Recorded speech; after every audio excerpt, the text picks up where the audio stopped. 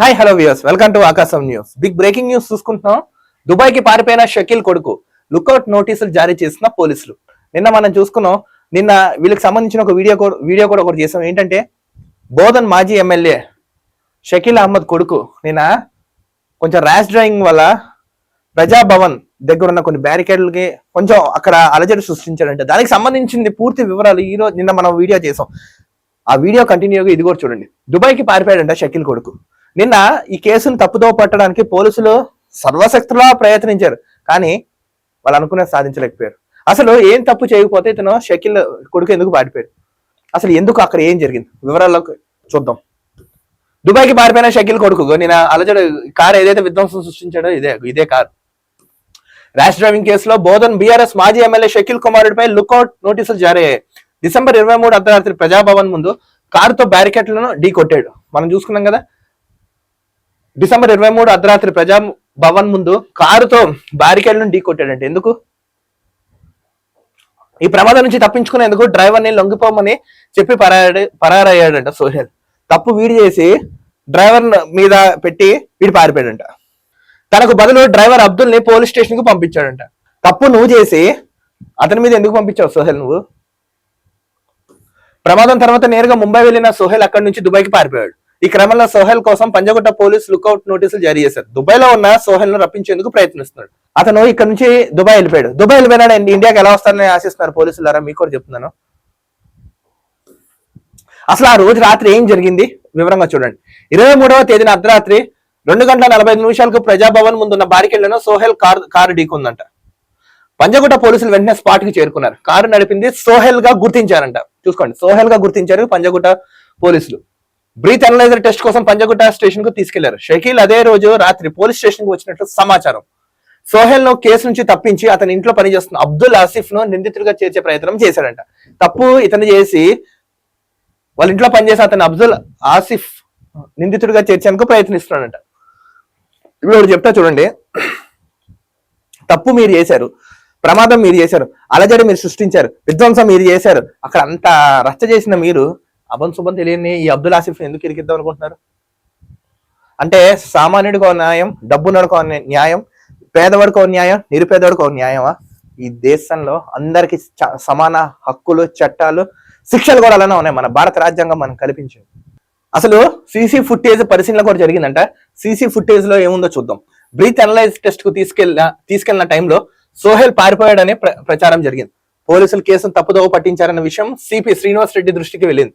దీంతో ఆయన అంతర్గత విచారణకు ఆదేశించారంట. బ్రీత్ అనలైజ్ టెస్ట్ కు తీసుకెళ్లిన టైంలో సోహెల్ పారిపోయాడని ప్రచారం జరిగిందంట. పోలీసులు కేసును తప్పుదోవ పట్టించిన విషయం సిపి శ్రీనివాస్ రెడ్డి గారికి కూడా తెలిసిందంట. హైదరాబాద్ సిపి అయిన శ్రీనివాస్ రెడ్డి గారు మీ దగ్గరకు వచ్చింది కదా, ఎట్టి పరిస్థితుల్లో ఇలాంటి వాళ్ళు ఎక్కడున్నా సరే ఇండియాకి రప్పించి శిక్ష వేయండి. సిపి ఆదేశాల మేరకు west zone DCP Vijay Kumar enquiry చేశారు. ప్రజాభవన్ నుంచి పోలీస్ స్టేషన్ దాకా ఉన్న సీసీటీవీ ఫుటేజ్ ను పరిశీలించారంట. సీసీ ఫుటేజ్ ను కూడా పరిశీలించారంట. వెంటనే ఆయన ఆదేశాలు జారీ చేశారు. ఎవరు? West zone DCP Vijay Kumar కి. వెంటనే ఆయన పరిశీలిస్తే స్టేషన్ లో కెమెరాలు చూశారు. సోహెల్ ను స్టేషన్ కు తీసుకొచ్చినట్టుగా గుర్తించారు. అవును, వచ్చారు కదా. నైట్ డ్యూటీలో ఉన్న పోలీసులు సోహెల్ ను తప్పించి అబ్దుల్ ఆసిఫ్ ను నిందితుడిగా చేర్చినట్టు డీసీపీ విజయ్ కుమార్ కు అర్థమైంది. అంటే ఇతను తప్పించి పోలీసులు ఇంకొన్ని దీనికి బాధ్యుడిగా చేశారంట. అన్ని ప్రూఫ్ నుండి కూడా మీరు ఎందుకు తప్పుదో పట్టించారండి? నాకు అర్థం కాదు. ఇదే ఒక సామాన్యుడు చేస్తా ఇలా చేసే దమ్ము ఉందా మీకు? ఆ రోజు నైట్ డ్యూటీలో సిఐ దుర్గారావు, ఏఎస్ఐ విజయకాంత్ ఉన్నట్లుగా గుర్తించారు. కాగా విచారణ జరుపుతున్న టైంలో ఇన్స్పెక్టర్ దుర్గారావు అస్వస్థకు గురి కాగా అతని కేర్ హాస్పిటల్ కు తరలించారు. తర్వాత ఇన్స్పెక్టర్ దుర్గారావును సిపి శ్రీనివాస్ రెడ్డి సస్పెండ్ చేశారు. విచారణ జరుగుతున్న టైంలో ఇన్స్పెక్టర్ దుర్గారావు అస్వస్థ గురయ్యారంట. అతన్ని కేర్ హాస్పిటల్ కి తరలించారు. తర్వాత ఇన్స్పెక్టర్ దుర్గారావును సిపి శ్రీనివాస్ రెడ్డి సస్పెండ్ చేశారు. చూడండి, ఆ ఇన్స్పెక్టర్ ని సస్పెండ్ చేశారంట. సస్పెండ్ గా డిస్మిస్ చేసి పడుతుంది, ఫైన్ విత్ జైలు శిక్ష వేయాలి ఇలాంటి వాళ్ళకి. ఇంకో అధికారి ఇప్పుడు లా అండ్ ఆర్డర్ అంటే పోలీసులు అంటే లా అండ్ ఆర్డర్. ప్రజలకు ఒక నమ్మకం, ధైర్యం, భరోసా. మాకేమన్నా ఇబ్బంది అవుతే పోలీసుల దగ్గరికి వెళ్తే మాకు న్యాయం జరుగుతుందనే భరోసా పోలీసులు కల్పించాలి. అలాంటి పోలీసులే ఇలాంటి అవకతవకలు చేస్తుంటే, అంటే నేను అందరిని అన్నట్లేదు, కొంతమంది పోలీసు అధికారులు అంటున్నారు. పబ్లిక్ ఏ విధంగా మిమ్మల్ని నమ్ముతారు అనుకుంటున్నారు? చట్టం లా అండ్ ఆర్డర్ కాపాడవలసిన పోలీసే ఇలా మిస్యూజ్ చేస్తే ఏంటండి? అందుకే సిపి శ్రీనివాస్ రెడ్డి గారు మీరు డిస్మిస్ చేయాలి ఇలాంటి వాళ్ళని. ఇంకోసారి ఇంకో అతను ఒళ్ళు దగ్గరెట్టుకుంటారు. ఇంకా చూడండి, దీంతో A1 గా సోహెల్, A2 గా అబ్దుల్. నిందితులను కోర్టులో ప్రొడ్యూస్ చేసే టైంలో సోహెల్ పేరు FIR లో లేదంట. నిందితుడిని కోర్టులో ప్రొడ్యూస్ చేసే టైంలో సోహెల్ పేరు లేదంట. అంతర్గత విచారణ తర్వాత రిమాండ్ రిపోర్ట్ లో మాత్రం A1 గా సోహెల్ ను, A2 గా అబ్దుల్ ను చేర్చారంట. ఈ సందర్భంగా west zone DCP Vijay Kumar మాట్లాడుతూ ర్యాష్ డ్రైవింగ్ కింద కేసు నమోదు చేశాం. ఆయన ప్రెస్ మీట్ పెట్టారు. ఎవరు?